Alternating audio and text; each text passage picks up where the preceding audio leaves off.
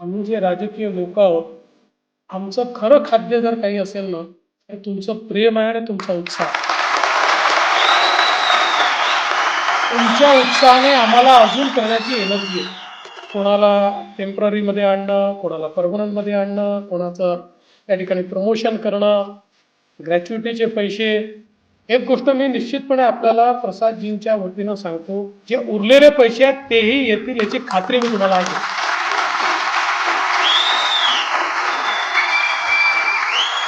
तुमच्या कामाची आणि तुमच्या मेहनतीची काही तुमच्या खात्यामध्ये पोचवल्याशिवाय